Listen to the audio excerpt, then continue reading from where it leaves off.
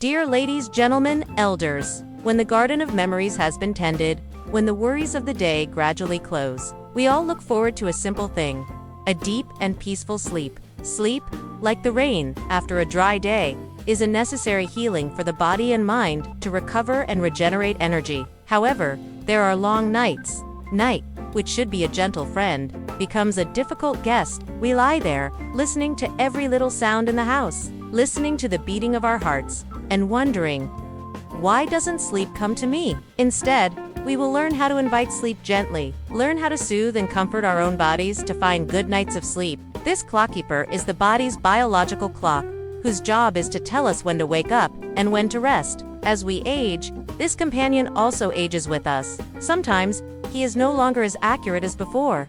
Maybe he sets the alarm a little earlier, or forgets the bedtime. This makes it difficult for us to fall asleep or wake up very early and cannot fall back asleep. When we repeat a sequence of actions every night, we are sending a very clear signal to our brains. It's almost time to rest. Get ready. The next day's fatigue, unreasonable, irritability, and even health concerns all stem from those long, restless nights. In this third part, we will not fight insomnia. To be able to invite sleep, we first need to understand why this friend is sometimes so difficult with us. The blue light from these devices tricks our brains into thinking it's still light outside and it's not time to produce sleep hormones. There are two main reasons that are very common. Imagine that inside each of us there is a silent clockkeeper working all our lives. The second reason is uninvited guests. These guests are the worries and thoughts of the day. This is a very normal reaction of the body and mind. And importantly, we can completely help the clockkeeper to function well again and gently send off the guests to restore peace to our bedroom. Worrying about health, worrying about children, past joys and sorrows. They do not stay with us during the day, but follow us into sleep. They whisper and talk in our heads, making it impossible for our minds to rest. When you encounter this situation, please remember, this does not mean that you are weak or think too much. The first solution, and also the most effective long-term solution, is to create a peaceful ritual before going to sleep. The magic of this ritual lies in repetition. This ritual should start about an hour before you plan to go to bed. First, say goodbye to screens. Turn off the TV. Put away your phone. Next, treat yourself to a warm drink. A cup of chamomile tea, unsweetened lotus tea, or a glass of warm milk are great choices. The warmth from the tea or milk will help your body relax from the inside. And finally, choose a gentle activity. You can sit in your favorite chair and read a few pages of a book under the soft yellow light. If your eyes are tired and you don't want to read, turn on some instrumental music that you love. The quietness of reading or the melodiousness of music will help our minds slow down, shaking off the noise of the day. Just 3 simple steps like that. Keep doing it every night, and you will see that sleep will come naturally and much easier. The second solution may not seem related to the evening, but it is an extremely important key. That is sunbathing in the early morning. Morning sunlight is the strongest, most natural signal to wake up and reset our internal biological clockkeeper. When our eyes receive natural light in the morning, it sends a message to the brain. A new day has begun. When receiving this signal, the body will stop producing sleep-inducing hormones and begin a cycle of alertness and refreshment. And once the body clearly knows when it is daytime, then in the evening, it will also know more clearly when it needs to enter a resting state. This is also very simple. Every morning, try to go out to the balcony, or simply sit next to a bright window for about 10 to 15 minutes. As we inhale, count silently in our heads. 1, 2, 3, 4. We do not need to be exposed to harsh sunlight. Just the gentle light of the early morning is enough to send this precious signal. As if blowing out a candle from a distance. As we exhale, count 1, 2, 3, 4. Consider it the first gift that nature gives us every day. So, what if we have done our evening ritual? Are in bed, everything is quiet, but the stream of anxious thoughts is still running. Exhale through your mouth. 1, 2, 3, 4. Here, we have a very effective salvation, and sleep will come to you like a good friend. Deep, slow breathing will immediately calm our nervous system. It is a quiet moment for the body to recover, a peaceful harbor for the soul after a long, stormy day. It is like a mother's hand comforting her child, sending a wordless message to the whole body. It's safe. It's okay. Rest. It is the lullaby breath. Now, even though you are sitting, I invite you to try it with me. Sit comfortably. Close your eyes if possible. Now, let's take a slow breath in through the nose. And now, let's exhale very gently, very smoothly through the mouth. That's great. Let's do it again. Inhale through the nose. ... 1, ... 2, ... 3, ... 4. Do you feel the difference? On sleepless nights, just lie still and practice this breathing a few times. Don't try to have to sleep. Just focus on your breathing. Ladies, gentlemen, and elders, sleep is the most precious healing gift that nature has given us. Never get angry or blame yourself for a sleepless night. Treat your sleep with all respect and tenderness, like the way we lull a child to sleep. Don't try to force sleep. Be patient and invite sleep with peaceful rituals, with magical breathing. A good night's sleep will bring it tomorrow full of energy and joy. In the last part of the program, we will talk about another healing, the healing of the heart, of the soul. Please follow along. Never get angry or blame yourself for a sleepless night. Treat your sleep with all respect and tenderness, like the way we lull a child to sleep. Don't try to force sleep. Be patient and invite sleep with peaceful rituals, with magical breathing. A good night's sleep will bring it tomorrow full of energy and joy. In the last part of the program, we will talk about another healing, the healing of the heart, of the soul. Please follow along. Dear ladies, gentlemen, elders, when our legs are steady, our memories are taken care of, and sleep has returned, we have enough health and energy to enjoy a new day. But there is a silent question that sometimes still echoes in our hearts. Who will I enjoy this new day with? This is the final key, and also the key that warms all the other keys. Connection. We have spent our whole lives working, taking care of our families.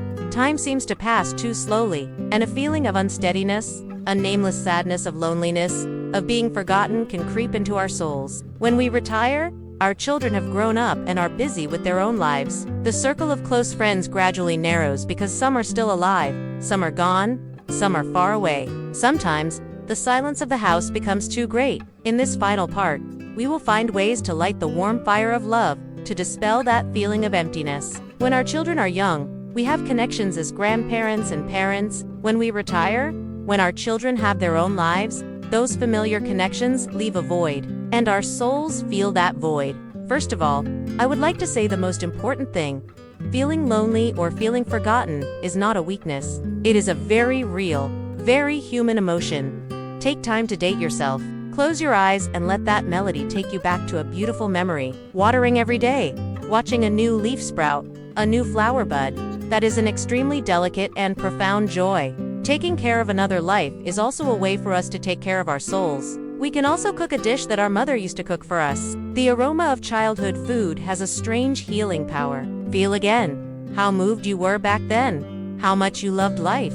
Because the need to be connected, to be loved, and to belong somewhere is one of the most basic human needs, regardless of age. When we are still working, we have connections with our colleagues. So, please, uncles and aunts, never blame yourself for these feelings. Let's acknowledge it, name it, and see it as a signal that our hearts are yearning to be warmed. And the good news is, we can absolutely light that warm fire ourselves. The wonderful thing is, before looking for connections from the outside world, we need to find a deep connection with ourselves. What is dating here? It is allowing yourself to do the things you truly love, the things that maybe because you were too busy in the past, you had to put aside. Try playing the old music, the pre-war music that you used to love. Or, try taking care of a small pot of plants on the balcony.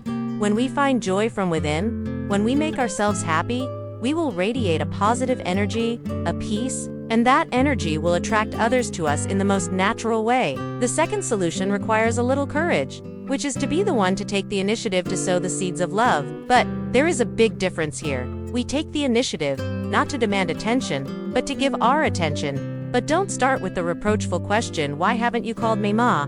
for a long time. Start with a very simple question. "Hello, I'm calling just to ask if you had a good meal today.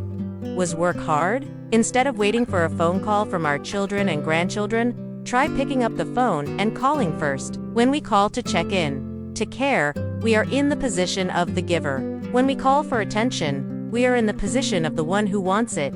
The feeling is completely different. Or bring a small plate of fruit to the neighbor next door. Send a message to an old friend you have contacted for a long time. Today is a beautiful day. Wish you a happy day. Love and connection are like apple blossoms. They are always there, latent and ready to bloom. And naturally, the warmth we give will return to us in the most unexpected ways. Light your own fire from within. Radiate the light of caring, of self-joy, and of unconditional love. And then you will see, the world around you will become strangely warm. When we give love unconditionally, without expecting anything in return, we will find our souls become rich and peaceful. And the final solution, if health and circumstances allow, is to allow yourself to find joy in the community. Communication with people of the same age, in the same situation, and with the same memories will be an invaluable spiritual medicine. It helps us feel that we are not alone on this journey, that there are many people like us, and that we are all trying to live happily and healthily together. Ladies and gentlemen, try to find out about a retirement club, a seniors association, or a local chess, poetry, or healthcare group. For the first time, you can just go there, sit in a corner, and observe. You don't have to talk to anyone. Just see if the atmosphere there makes you feel comfortable. We may be shy, we may be worried. I understand that stepping out into a new environment, meeting strangers at this age can take a lot of courage. If so, start slowly. Just attending one session a week is enough to bring us laughter, new stories, and new friends. Ladies and gentlemen, poet Luwu Kwangvu once wrote, "If this life is full of evil, why does the apple tree bloom?" Each of us is a sun. Don't wait for someone to warm you. So we have gone through the journey together to discover the 4 golden keys to a healthier and happier life in old age. Do you see? These 4 keys are not separate. They are like gears, intertwined and support each other in a miraculous way. A clear memory gives us stories to share. A peaceful sleep gives us the energy to love. A journey built from the smallest steps. A simple exercise, a nutritious dish, a deep sleep, a sincere greeting. And love warms the soul, dispels anxiety, and helps us sleep better. Strong legs give us the confidence to step out of the house. Healthy aging is not a destination, but a journey. Age is not a burden, but a privilege, a testament to a life full of experiences. Share a small change that you plan to try this week. Each comment from you is a priceless source of encouragement for us to continue making more meaningful videos. And please take some time to read the comments of other friends. Who knows? We may find harmony and encouragement from our peers. This body and soul are loyal companions that have been with us through many ups and downs. Please listen, love, and care for your friend. Our video ends here. If these shares touch your hearts, please leave a comment below. We wish you good health, peace of mind, and a life full of joy. Thank you very much, and see you again. Dear ladies, uncles, and seniors. So we have gone through a long and meaningful journey together discovering the 4 golden keys to open the door to a healthier and happier life. We have learned to find stability on our feet. We have learned to be diligent gardeners of our memory garden. We have learned to invite gentle sleep. And finally, we have learned to light the warm fire of love ourselves. But the most magical thing is not in each individual key. The real magic happens when all 4 keys come together. On behalf of the program organizers, I would like to sincerely thank you for listening and accompanying us over the past time. I wish you good health, peace of mind, and a life filled with joy and meaning. Thank you very much, and see you again.